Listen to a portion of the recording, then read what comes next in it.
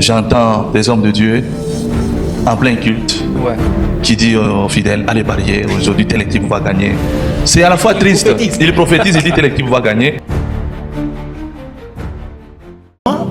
Abonnez-vous d'abord si vous n'avez pas encore fait et likez la vidéo. Je sais que vous nous suivez de partout. On a vu vos vues du Côte d'Ivoire, de la France, surtout de la France vraiment.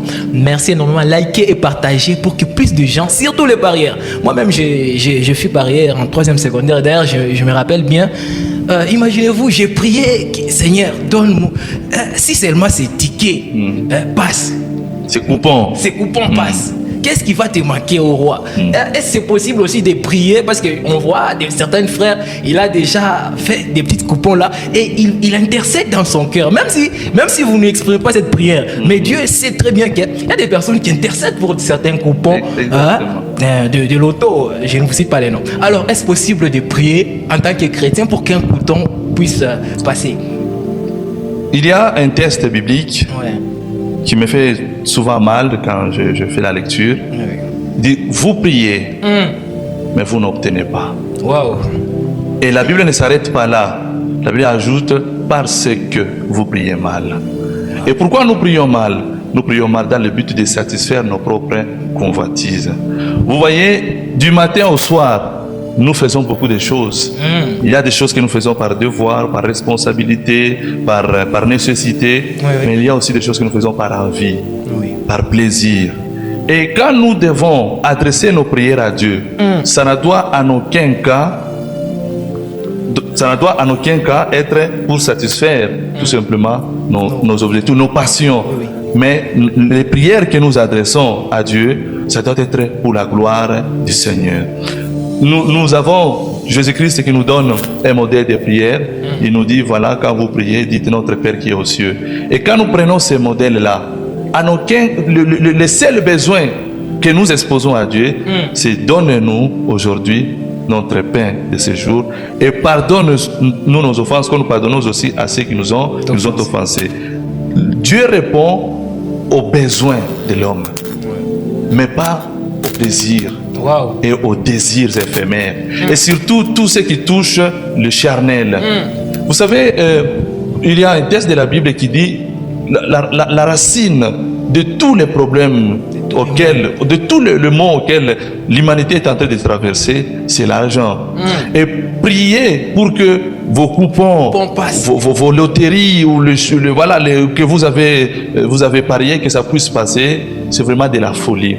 C'est vraiment de la folie. Et ce genre de prières ne trouveront en aucun cas l'exaucement auprès du Seigneur. Vraiment. Ça, c'est très capital. Ça, c'est très capital. Et aussi sur le plan souveraineté de Dieu. Les gens disent non, Dieu est souverain. Est-ce que c'est possible, professeur Junior, Dieu peut-il vous bénir dans un coupon du loto? Est-ce que Dieu peut passer Dieu par peut un utiliser coupon le loto pour vous bénir. Comme il est souverain, Dieu est souverain. Parce qu'il y a des personnes qui mettent la souveraineté de Dieu, même dans les lotos. Ils disent, bon, Dieu est souverain, il va me bénir, même dans les lotos. Il dit et derrière, il y a un verset qui dit que tout ce que ta main touchera, imaginez-vous, ma main a touché les coupons de loto. Alors, donc Dieu va bénir. Dieu va bénir. Alors, qu'est-ce que vous dites dans l'exactitude? Vous savez, nous sommes dans une société un peu défavorisée. Société où la grande majorité peine, n'est-ce pas, à subvenir aux besoins primaires. Cela est dû à la pauvreté. Et souvent, les milieux pauvres, ce sont les milieux où l'information ne circule pas, où l'information circule très mal. Et c'est un milieu où l'ignorance gangrène. Et le diable, il profitera toujours de cette ignorance-là pour enfoncer les clous davantage. Alors, c'est ça même le but de l'exactitude, c'est d'aider, n'est-ce pas, à communiquer l'information et surtout la bonne information. Dieu passait au travers d'un coupon pour vous bénir? La réponse est non. La réponse est non. Comment Dieu a fait pour nous sauver l'humanité? Il a versé son sang. Il a donné sa vie. Et vous pensez que c'est lui qui a été prêt à donner sa vie, qui a payé le prix, il va vous, nous, on est là assis, voilà, et on prend un coupon, on fait un hasard pour qu'il puisse passer par là. Ouais. Non, il dit, puisque Christ a souffert, Wow. nous aussi nous devons souffrir d'une manière ou d'une autre. Puisque lui il a payé les prix, nous aussi nous devons toujours payer les prix d'une manière ou d'une autre. Voyez, Dieu ne passera jamais au travers d'un coupon pour bénir quelqu'un. Il dit, il parle à Josué, Moïse vient de mourir, il dit, fortifie-toi, prends courage. Que ces livres de la loi ne puissent pas s'éloigner de ta bouche. Oui, oui. Médite ces livres, jour et nuit, afin que tu puisses avoir du succès, afin que tu puisses réussir. Donc la réussite a un chemin. Vraiment. Et le chemin de la réussite, première étape, on accepte la loi de Dieu, Oui, la oui. volonté de Dieu. Le deuxième chemin, nous faisons quoi? Nous marchons dans cette volonté-là de Dieu, et la conséquence sera que, une fois que nous allons accumuler toutes ces richesses-là divines, eh bien, nous allons accéder aux réussites et à la... Professeur, merci beaucoup. Est-ce que peut-on être chrétien et en même temps un joueur régulier de la loterie? Parce que nous voyons beaucoup de nos frères dans l'église, même là, il y a certains gens qui vont me jeter. Non, on ne vous condamne pas, s'il vous plaît. On ramène toute pensée dans l'exactitude de la parole. Est-ce que peut-on être chrétien et être un joueur régulier du loto? Nous sommes Oui, oui. dans un monde où il y a beaucoup de choses qui se font. Oui. J'entends des hommes de Dieu en plein culte Ouais. qui disent aux fidèles, allez parier, aujourd'hui telle équipe va gagner. C'est à la fois triste. Il prophétise, il dit telle équipe va gagner. C'est à la fois triste et c'est amer. Oui. On peut en rire, Oui. mais derrière, il y a des victimes. Oui, oui. Il y a beaucoup de personnes qui sont victimes. Vraiment. Alors, vous pouvez dire ça. Vous êtes grand, vous avez de l'argent, vous dites en connaissance des causes. Mais les autres ignorent, n'est-ce pas, la racine même de votre pensée. Un chrétien jouant au jeu d'hasard, cela est vraiment contre nature. Je l'ai dit ouvertement, c'est vraiment contre nature. Vraiment.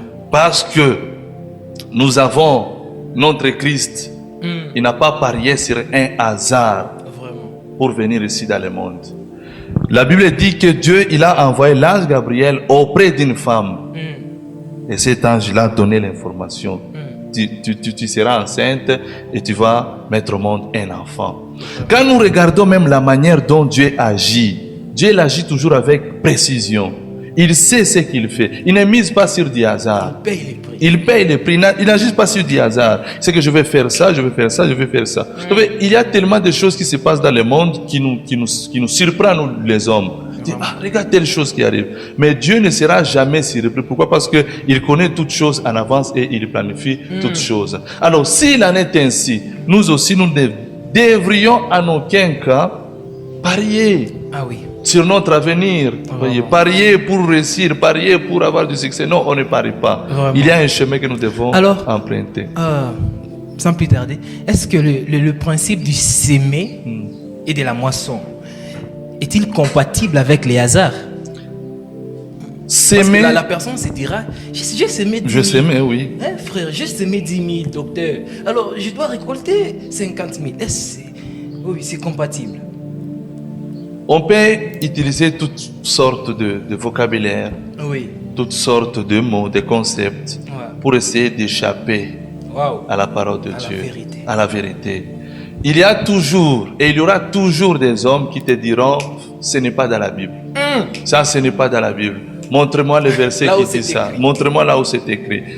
La Bible, ce n'est pas un dictionnaire qui doit reprendre tous les concepts et les vocabulaires dont on aimerait que ça soit là-bas. Mais il y aura toujours des pensées, des idées qui nous orientent et qui dénoncent des pratiques. Ils nous disent ça, ce n'est pas bon.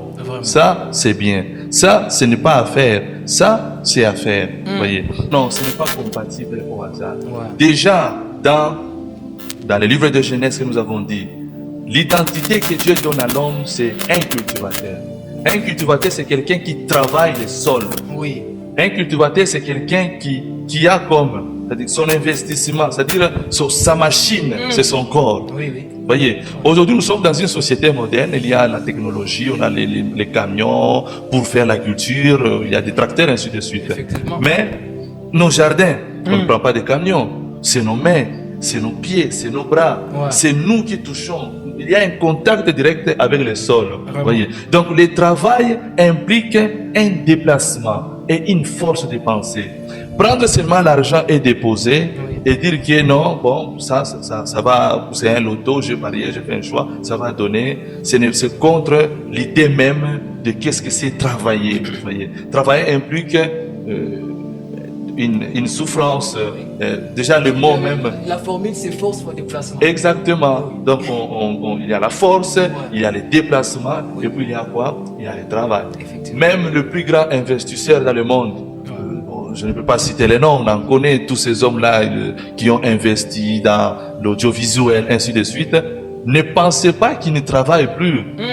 Parce qu'on a toujours aujourd'hui les gens qui disent non, ils dorment, c'est leur argent qui travaille pour eux. Non, ce sont des gens au contraire qui ont beaucoup de poids sur eux, qui ont beaucoup de responsabilités. L'État attend d'eux, ils ont des millions et des millions de personnes qui doivent payer chaque mois. Donc, ce sont des gens qui sont toujours en mouvement et en mouvement. Voyez.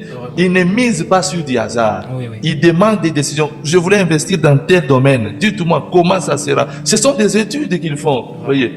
Et moi, je pense que, en suivant la parole de Dieu, selon la pensée de la Bible, les mots même travailler, n'est-ce pas, est lié à une souffrance, à un sacrifice. Voyez, il faut faire quelque chose et pas d'hasard. Alors, en regardant le tirage au sort que les apôtres ont fait dans Actes chapitre 1, du verset 26, qu'est-ce que vous pouvez en dire? C'est cette image. C'est pas comparable aussi au hasard?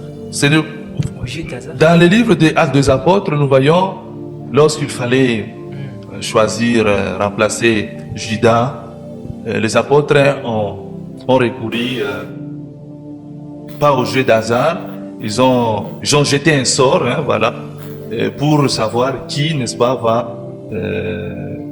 sera choisi comme apôtre. Déjà, dans leur culture, dans leur tradition, les Juifs avaient pour habitude, n'est-ce pas, de jeter un sort et pour savoir la volonté de Dieu. Alors, raison pour laquelle eux aussi, ils ont recouru ensemble afin que Dieu puisse leur révéler, n'est-ce pas, sa volonté. On ne peut pas comparer les jeux d'hasard avec les sorts que les apôtres avaient fait. Voyez, parce que là, ils devraient faire un choix. Ils ne jouaient pas. Ce n'était pas du jeu, c'était un choix qu'ils étaient en train de faire. Et du coup, ce choix là-bas, Dieu entrait au travers de ce choix et Dieu révélait, n'est-ce pas, sa volonté. Si je peux terminer, il y a un passage dans le livre de Proverbes. C'est Salomon qui dit, on peut jeter, je vais paraphraser, on peut jeter, n'est-ce pas, un sort. Mais qui choisit? C'est Dieu qui choisit. Vous voyez, c'est Dieu qui choisit. Alors la parole de Dieu, le jeu d'hasard n'est nullement compatible avec ce que les apôtres avaient fait. Dans une minute, conclusion sur le point. Si je peux conclure dans peu de mots, je dirais que le jeu d'hasard, ce n'est pas ce qui convient à nous qui sommes enfants de Dieu. Vraiment. La richesse, on en veut. La prospérité, on en veut. Et Dieu, dans sa parole, il a mis les chemins, les voies et les moyens par lesquels nous qui sommes ses enfants, nous devrions passer afin d'accéder à ces choses-là.